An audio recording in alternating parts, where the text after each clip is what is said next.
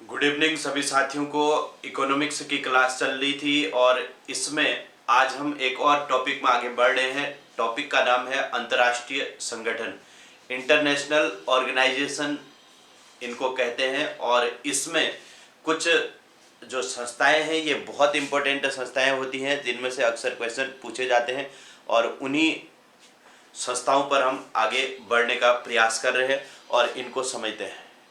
ठीक है, सभी साथियों को गुड इवनिंग।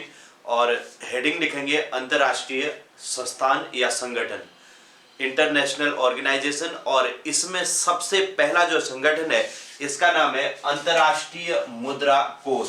नंबर 1 लिखेंगे अंतर्राष्ट्रीय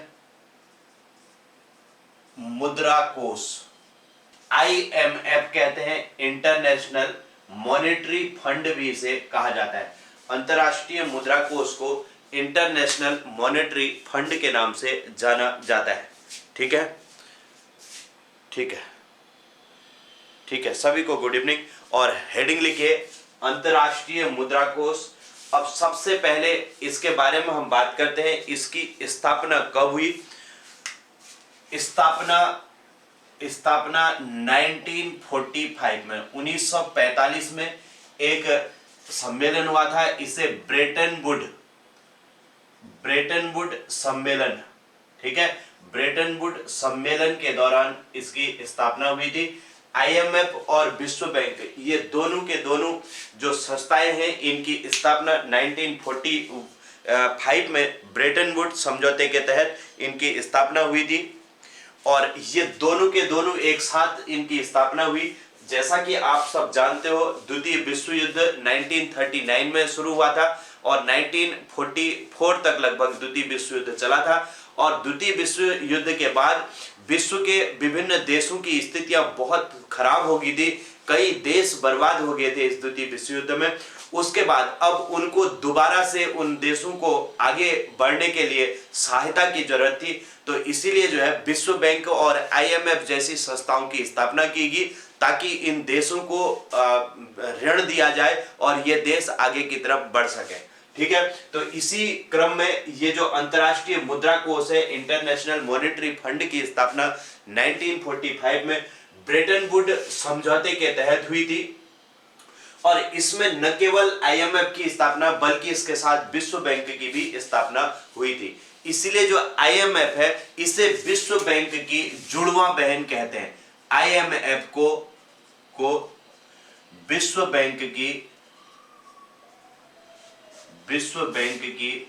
जुड़वा बहन कहते हैं, जुड़वा बहन कहते हैं। बहुत इंपॉर्टेंट क्वेश्चन होता है कि किसे विश्व बैंक की जुड़वा बहन कहते हैं, तो IMF को विश्व बैंक की जुड़वा बहन भी कहते हैं। अब बात आती है इसका मुख्यालय कहां है। मुख्यालय वॉशिंगटन DC में है। वॉशिंगटन DC में इसका, डिस्ट्रिक्ट ऑफ कोलंबिया, यहां इसका मुख्यालय है। और इसके सदस्य देश कितने हैं? सदस्य देशों को याद रखेंगे। सदस्य देश 190 इसके सदस्य देश है। और 190वां जो सदस्य देश है अंडोरा है। अंडोरा इसका, ये भी इंपॉर्टेंट हो जाता है। अंडोरा इसका 2020 में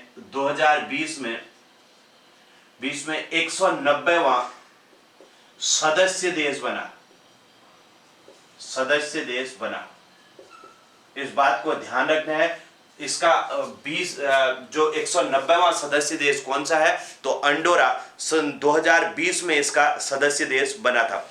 अब इसका उद्देश्य क्या है, देखो उद्देश्य भी ध्यान रखेंगे किस चीज के लिए ये बनाया गया।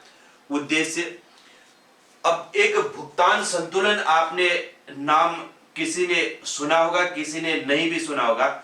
भुगतान संतुलन कहते हैं, बैलेंस ऑफ पेमेंट इसे कहते हैं वैसे भुगतान संतुलन को। भुगतान संतुलन एक तो बैलेंस होता है, एक अनुकूल होता है, एक प्रतिकूल होता है। इसको थोड़ा सा समझना। भुगतान संतुलन एक तो अनुकूल होता है, एक प्रतिकूल होता है और एक बैलेंस होता है। बैलेंस BOP अगर होगा तो इसमें एक्सपोर्ट और इंपोर्ट, एक्सपोर्ट जितने होंगे उतने ही इंपोर्ट भी होंगे। उसे बैलेंस बीओपी कहते हैं, बैलेंस ऑफ पेमेंट कहते हैं, बीओपी। ठीक है।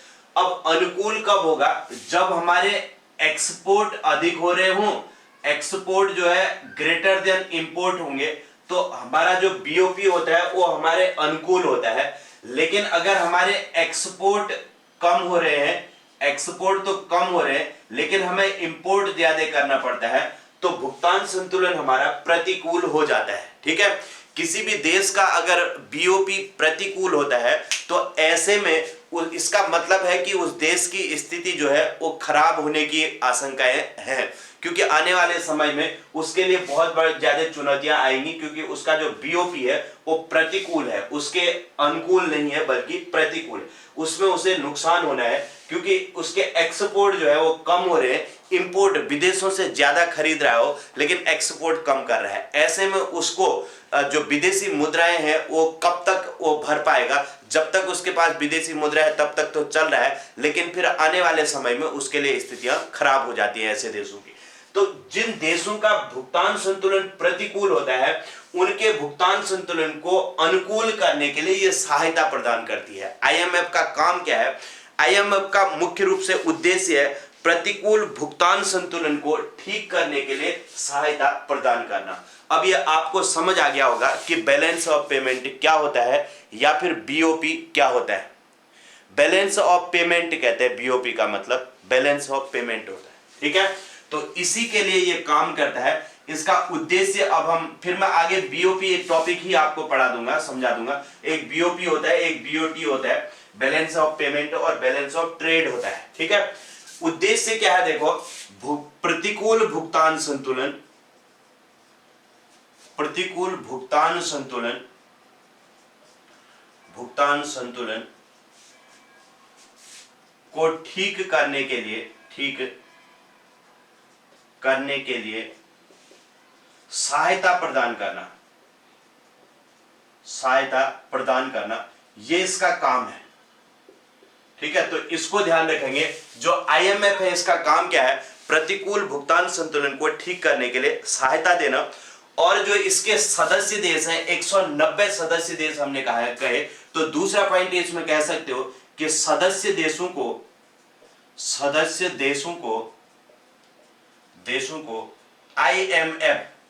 आईएमएफ अल्पकालीन ऋण देता है। यह भी बहुत इंपॉर्टेंट क्वेश्चन बनता है। अल्पकालीन ऋण प्रदान करता है, ऋण प्रदान करता है, अल्पकालीन ऋण प्रदान करना, शॉर्ट टर्म लोन ये देता है आईएमएफ। जबकि विश्व बैंक की हम बात करेंगे तो लॉन्ग टर्म लोन देते हैं। ठीक है। विश्व बैंक लॉन्ग टर्म लोन देगा, जबकि जो आईएमएफ है ये अल्पकालीन ऋण प्रदान करता है अपने सदस्य देशों को। एक बात और ध्यान रखेंगे, आईएमएफ का जो कर्ज होता है, इस बात को भी ध्यान रखना है, आईएमएफ का कर्ज का लेन देन कह लो, लेन देन एसडीआर में होता है। एसडीआर का मतलब क्या है? स्पेशल ड्रॉइंग राइट कहते हैं एसडीआर को। इसे विशेष आहरण अधिकार कहते हैं। ठीक है। विशेष आहरण अधिकार, विशेष आहरण अधिकार, स्पेशल ड्रॉइंग राइट कहते हैं। एसडीआर, आईएमएफ का लेन देन एसडीआर में होता है। यह बात ध्यान रखेंगे। अगर आपसे पूछा जाए कि आईएमएफ की मुद्रा का क्या नाम है, तो आईएमएफ की मुद्रा है एसडीआर, स्पेशल ड्रॉइंग राइट इसे कहा जाता है। तो आईएमएफ की ये मुद्रा है। और एसडीआर के लिए क्वेश्चन बहुत बार एग्जामों में आपने देखा होगा, एसडीआर को कागजी स्वर्ण भी कहते हैं। एसडीआर को कागजी स्वर्ण कहते हैं, स्वर्ण कहते हैं। ठीक है। कागजी स्वर्ण किसे कहा जाता है? तो एसडीआर को ही कागजी स्वर्ण भी कहा जाता है। और जो आईएमएफ का जो अध्यक्ष है, एक बात ध्यान यहां पर और रखनी है, आईएमएफ का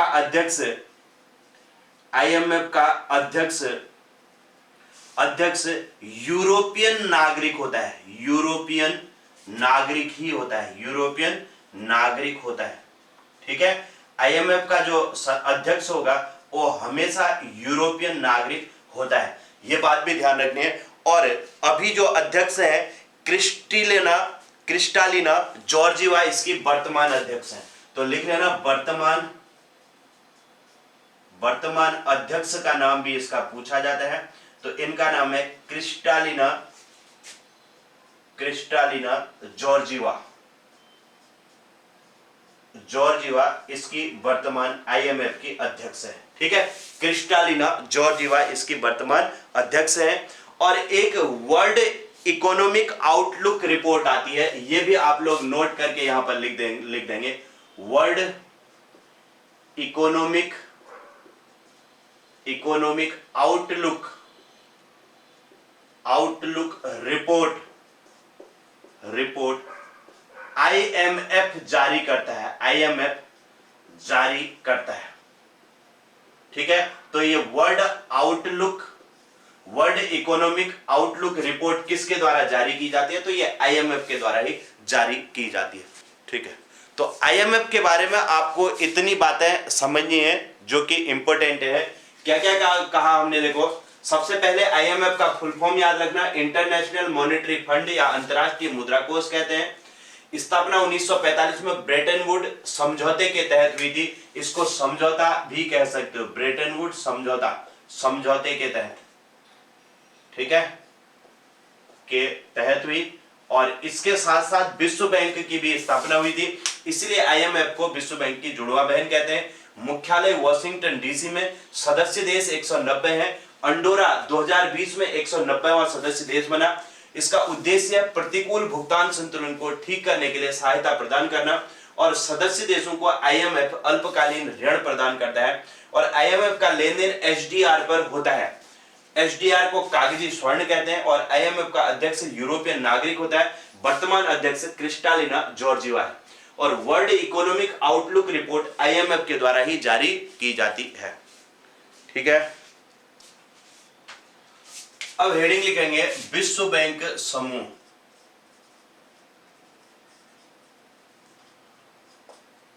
अब क्या होता है, देखो विश्व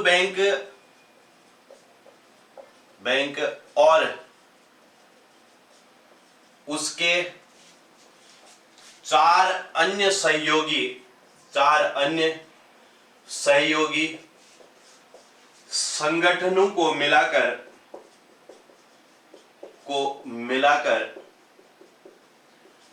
विश्व बैंक समूह कहलाता है। विश्व बैंक समूह कहलाता है। क्लियर हो गया? विश्व बैंक और उसके चार अन्य सहयोगी बैंक हैं, इन सबको मिला करके विश्व बैंक ग्रुप के नाम से इसे जाना जाता है। अब विश्व बैंक समूह में कौन कौन से बैंक आते हैं, देखो 1 2 3 4 5, टोटल इनकी संख्या 5 होती है। सबसे पहला होता है आईबीआरडी, इसके अंतर्गत सबसे पहला जो होता है IBRD, international board for reconstruction कहते हैं इसे, रिकंस्ट्रक्शन एंड डेवलपमेंट बैंक होता है ये, आईबीआरडी इसे कहा जाता है। वैसे विश्व बैंक को आईबीआरडी के नाम से भी जाना जाता है। ये क्वेश्चन भी पूछा जाता है कि विश्व बैंक को और अन्य किस नाम से जाना जाता है, तो विश्व बैंक को आईबीआरडी भी कहते हैं। दूसरा होता है आईएफसी, इंटरनेशनल फाइनेंस कॉर्पोरेशन इसे कहते हैं, आईएफसी। दूसरा जो इसका समूह में दूसरा जो बैंक है आईएफसी है। और तीसरा है आईडीए, आईडीए बहुत इंपॉर्टेंट होता है। आईडीए के बारे में, इनके बारे में अभी हम पढ़ेंगे, इंटरनेशनल डेवलपमेंट एसोसिएशन कहते हैं। चौथा होता है आईसीएसआईडी, आईसीएसआईडी चौथा इस संगठन के अंतर्गत बैंक होता है। International council for society of industrial design इसे कहते हैं। और लास्ट होता है मीगा MIGA। इन पांचों को मिलाकर के विश्व बैंक समूह के नाम से जाना जाता है। विश्व बैंक समूह में ये 5 बैंक होते हैं। निम्न में से कौन सा विश्व बैंक समूह में शामिल नहीं है, इस तरीके से इसमें क्वेश्चन पूछा जाता है। अब आप इसमें सबसे पहले हेडिंग लिखेंगे आईबीआरडी, जिसमें सबसे इंपॉर्टेंट है इसमें आईबीआरडी। नेक्स्ट हेडिंग लिखेंगे आईबीआरडी, और इसमें सबसे पहली बात विश्व बैंक को आईबीआरडी भी कहते हैं। ठीक है, विश्व बैंक को, ये क्वेश्चन कई बार पूछा गया है कि विश्व बैंक को और किस नाम से जाना जाता है। IBRD भी कहते हैं, विश्व बैंक का ही दूसरा नाम जो है IBRD भी है। इसका मतलब हो गया अंतरराष्ट्रीय पुनर्निर्माण एवं विकास बैंक कहते हैं। इसका फुल फॉर्म क्या है? अंतरराष्ट्रीय पुनर्निर्माण एवं विकास बैंक, ये विश्व बैंक का दूसरा नाम हुआ। International reconstruction and development bank इसको कहा जाता है। ठीक है, अब इसकी स्थापना कब हुई तो इसके बारे में हम ऑलरेडी पहले ही बात कर चुके हैं। स्थापना 1945 में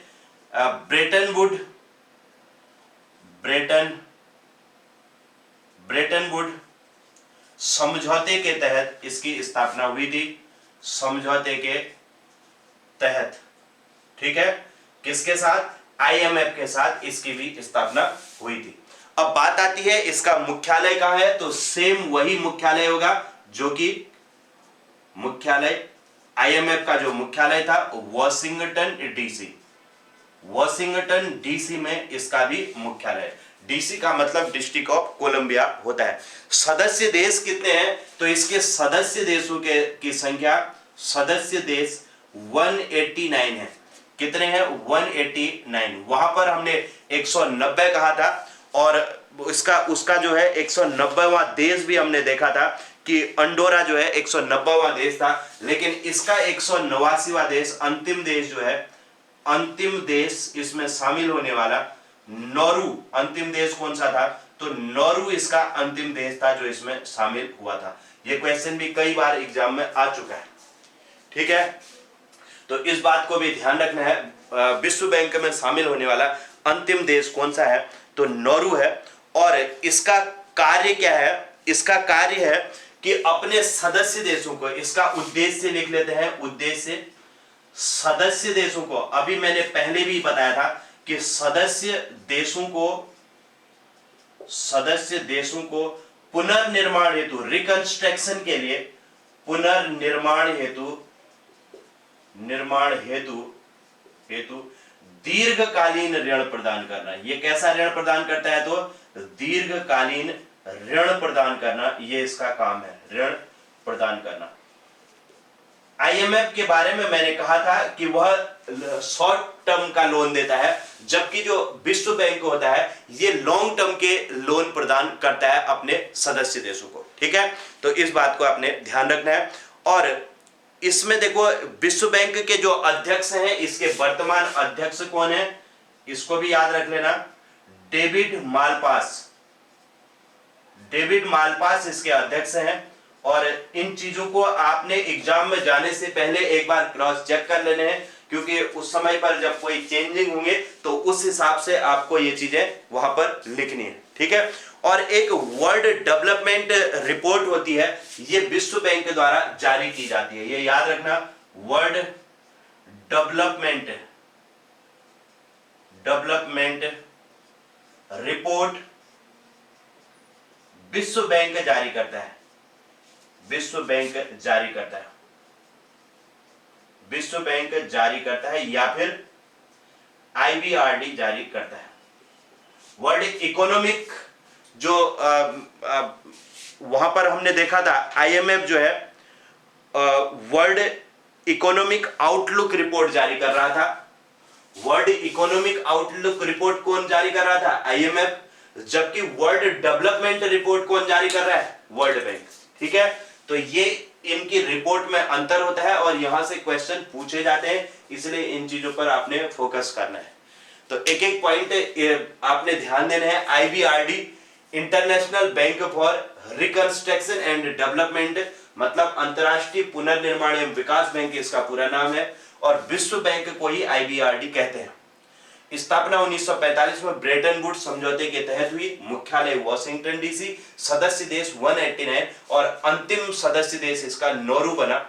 और उद्देश्य सदस्य देशों को पुनर्निर्माण हेतु दीर्घकालीन ऋण देना। अध्यक्ष डेविड मालपास और वर्ल्ड डेवलपमेंट रिपोर्ट भी विश्व बैंक जारी करता है। क्लियर हो गए? तो यहां तक की बातें सब लोगों को अब ये क्लियर हो चुके होंगे। लिखिए, इतने पॉइंट इसके बारे में लिख लो और फिर आगे बढ़ रहे हैं। आईएफसी के बारे में, ठीक है। अब लिखेंगे आईएफसी, आईएफसी और इंटरनेशनल फाइनेंस कॉरपोरेशन इसे कहते हैं। हाँ, इसका मतलब हो गया अंतरराष्ट्रीय वित्त निगम, इसका नाम होता है अंतरराष्ट्रीय वित्त निगम, वित्त निगम, निगम, अंतरराष्ट्रीय इंटरनेशनल फाइनेंस कॉरपोरेशन, ठीक है। स्थापना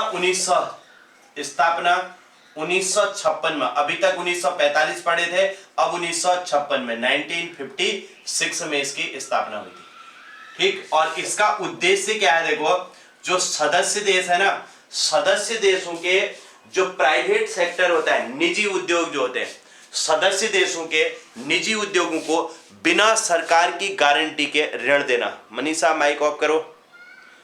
इसका उद्देश्य क्या है, सदस्य देशों के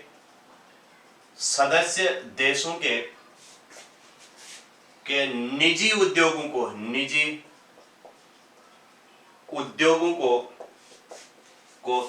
बिना सरकार की गारंटी के, बिना सरकार की गारंटी के ऋण देना, गारंटी के ऋण प्रदान करना, ठीक है। तो इसके लिए इसकी स्थापना की गई है। जो निजी उद्योग होते हैं उन्हें बिना सरकार की गारंटी के ये ऋण प्रदान करते हैं। क्लियर हो गया, ठीक है, ठीक है। हाँ, बीच में ओपन हुआ था शायद एक बार, तभी यहाँ पर वो ओपन खुल गया था ना आपके। चलिए, तो इसके बाद अंतरराष्ट्रीय विकास संघ अगला आता है। अंतरराष्ट्रीय विकास संघ, आईडीए कहते हैं, आईडीए, अंतरराष्ट्रीय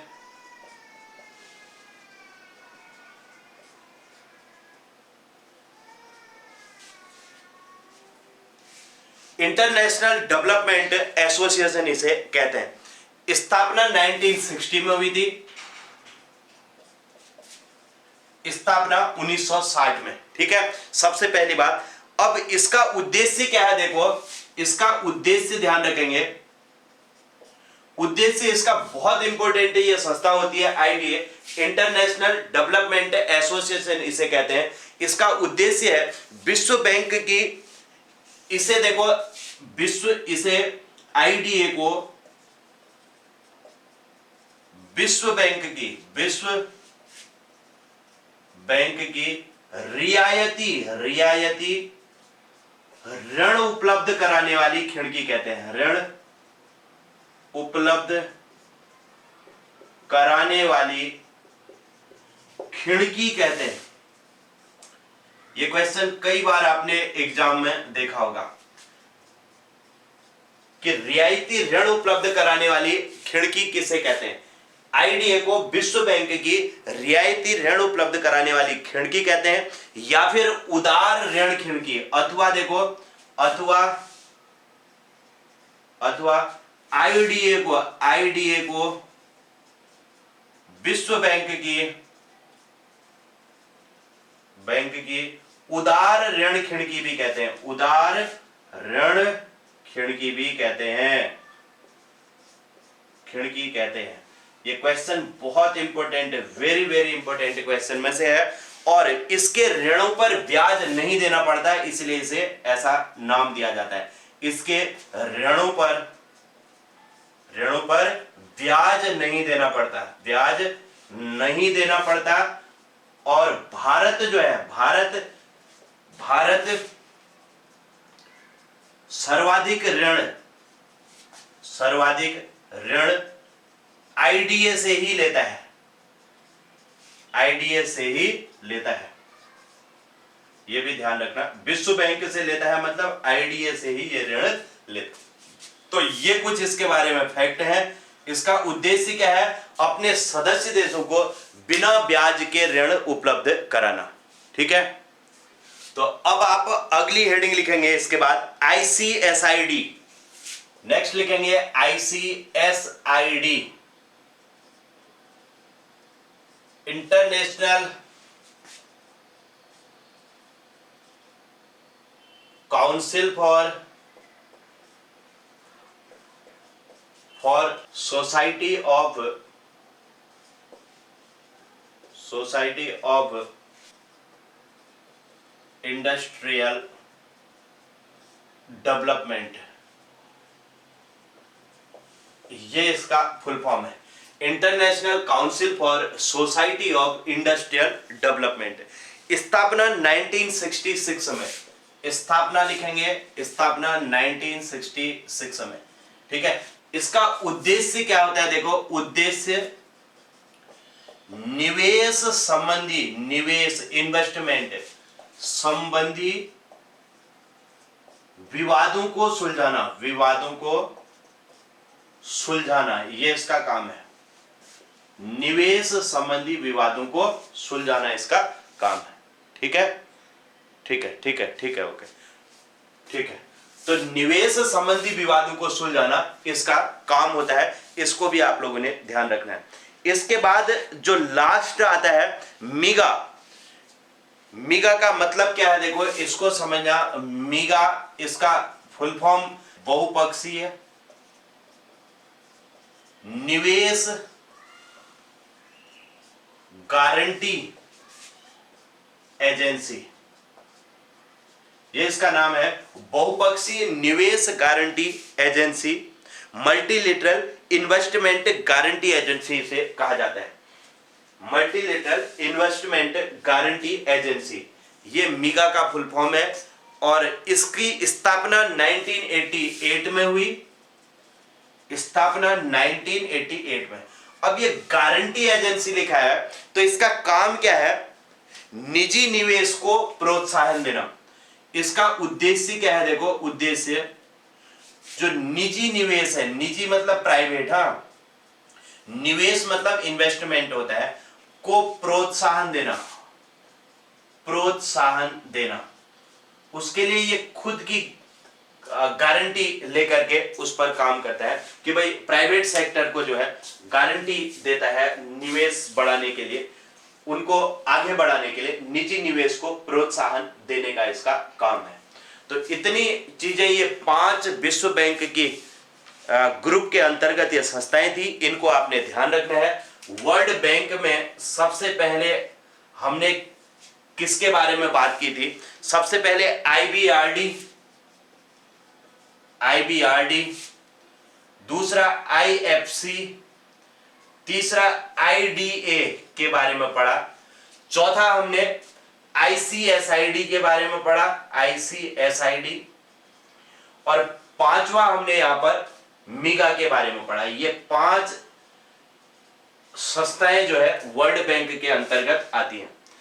अब इनकी स्थापना को आपने ध्यान रखना है।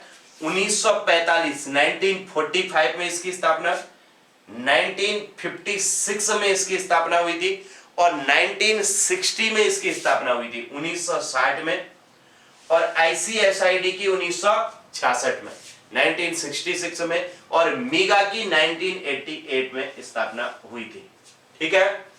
अब आईबीआरडी क्या कर रहा था, दीर्घकालीन ऋण दे रहा था। ये क्या काम कर रहा था, दीर्घकालीन ऋण देना, ये इसका काम था, लॉन्ग टर्म का लोन दे रहा था। आईएफसी क्या कर रहा था, निजी उद्योगों को ऋण, निजी उद्योगों को ऋण, जैसे भारत के कोई प्राइवेट सेक्टर है, उनको अगर ऋण की जरूरत है तो ये आईएफसी के पास जाकर के ले सकते हैं। अब आईडीए क्या करता है, रियायती ऋण देता है, रियायती ऋण। रियायती ऋण का मतलब क्या है, बिना ब्याज के ऋण प्रदान करना। और आईसीएसआईडी क्या कर रहा था, निवेश संबंधी विवादों को सुलझाना, निवेश संबंधी विवाद सुलझाने का इसका काम था, विवाद सुलझाना, ये इसका काम है। तो निवेश संबंधी जो विवाद होते हैं उनको सुलझाना। और ये निजी निवेश को प्रोत्साहन देता है, निजी निवेश को प्रोत्साहन देने का काम कौन करता है, मीगा करता है। तो इस तरीके से आप इस स्ट्रक्चर में, मुख्य रूप से इस स्ट्रक्चर को याद रखो, इसी से आपके सारी चीजें यहां पर बन जाएंगी, ठीक है। तो ये विश्व बैंक समूह के अंतर्गत इतने संगठन आए। अब आप लोग इनको तैयार करना।